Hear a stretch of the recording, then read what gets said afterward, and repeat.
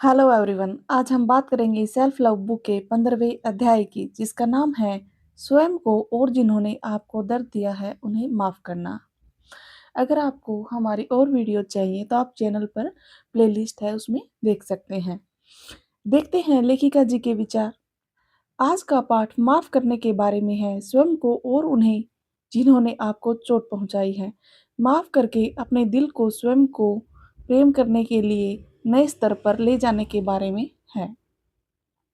लेखिका कहती हैं, पिछले 2 हफ्तों में आपने उन कई धारणाओं को मुक्त होने की दिशा में काम कर लिया है जो आपको बदलने से रोक रही थी।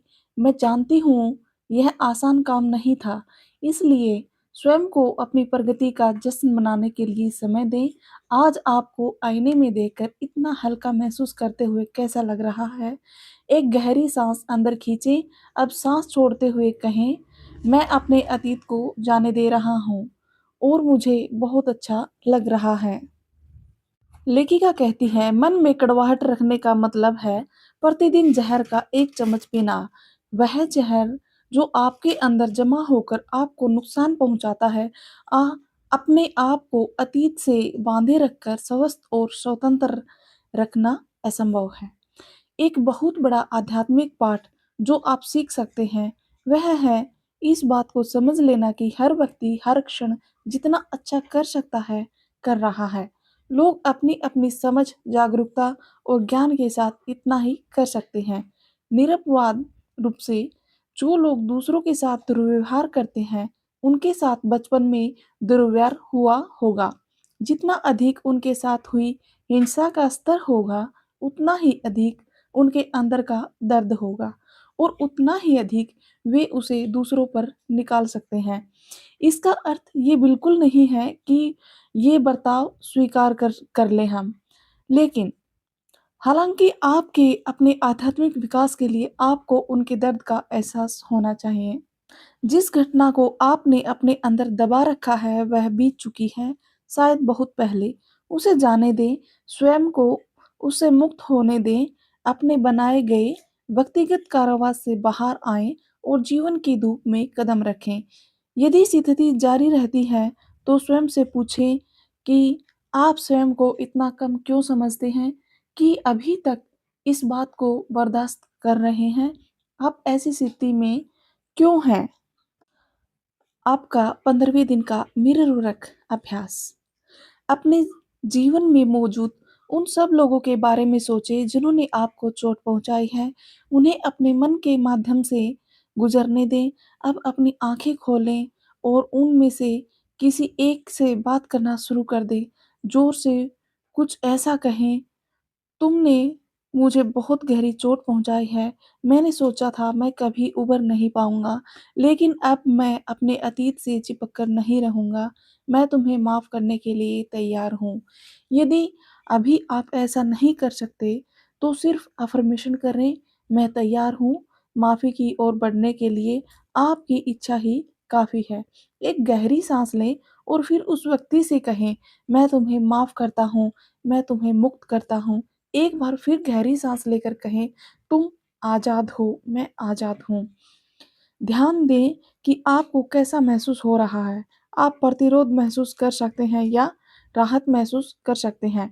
यदि आपको प्रतिरोध महसूस हो रहा है, तो गहरी सांस लेकर अफ़र्मेशन करें, मैं अपने सभी प्रतिरोधों को बाहर निकालने के लिए तैयार हूँ।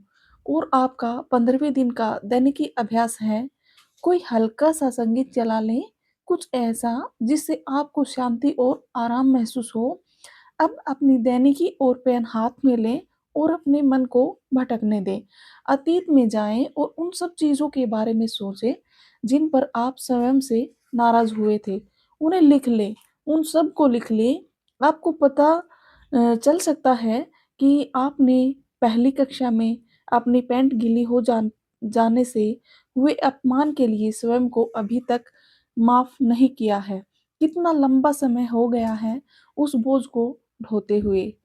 अब इस सूची को लें और हर बात के लिए सकारात्मक अफ़र्मेशन लिखें।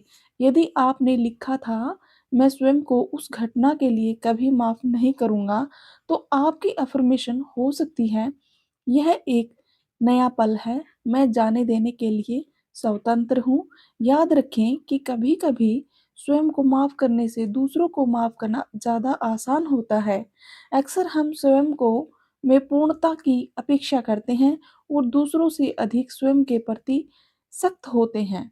हालाँकि अब इस पुराने रवैये से परे जाने का समय आ गया है। स्वयं को माफ़ कर दें, जाने दें, स्वयं को सहज और स्वतंत्र होने के लिए जगह दें। आपका 15वें दिन के लिए हार्ट थॉट रहेगा, मैं माफ़ कर सकता हूँ।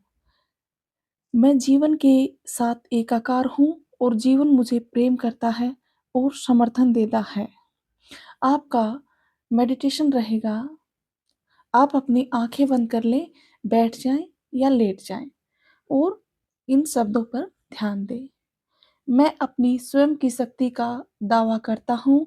मैं स्वयं को अतीत से मुक्ति का उपहार देता हूँ। शक्ति मेरे अंदर है और खुशी के साथ वर्तमान में मैं कदम रखता हूँ। कोई भी समस्या इतनी बड़ी या इतनी छोटी भी नहीं होती जिसका समाधान प्रेम से न मिल सके। मैं स्वस्थ होने के लिए तैयार हूँ। मैं माफ़ करने के लिए तैयार हूँ। सब ठीक है, सब बेस्ट है। मैं जानता हूँ कि पुरानी सकार नकारात्मक प्रवृत्तियाँ अब मुझे नहीं रोक पाती। मैं आसानी से उन्हें जाने देता हूँ। जब मैं स्वयं को माफ़ करता हूँ, तो मेरे लिए दूसरों को माफ़ करना आसान हो जाता है। मैं स्वयं को परिपूर्ण न होने के लिए माफ़ करता हूँ। मैं जीवन को जितनी अच्छी तरह से हो सकता है, जी रहा हूँ। अब मेरे लिए अपने बचपन के सभी आघातों को बाहर निकाल कर प्रेम की ओर कदम बढ़ाना सुरक्षित है। मैं अपने अतीत के सभी लोगों को उनकी कथित गलतियों के लिए माफ़ करता हूँ। मैं उन्हें प्रेम से मुक्त करता हूँ। जीवन में आने वाले वे सभी बदलाव जो मेरे सामने हैं, सकारात्मक हैं और मैं सुरक्षित हूँ। इस लेसन में लेखिका जी ने गुस्से पर और माफ़ करने पर बात की है। मतलब अगर हम माफ़ नहीं करेंगे, तो हमारे अंदर गुस्सा रहेगा और हम वेट करते हैं कि कब हमारा नंबर आएगा और हम जिस पे हमें गुस्सा है, उसका बदला लेंगे। और ये एक दहकता हुआ अंगारा पकड़ने जैसा है, जिससे हाथ तो हमारे ही जलते हैं, इसलिए नुकसान हमारा ही होता है। तो आप माफ़ करने पे ध्यान दें, खुद को माफ़ करें और दूसरों को माफ़ करें। हमारी वीडियो में अंत तक बने रहने के लिए बहुत-बहुत धन्यवाद। Thank you so much.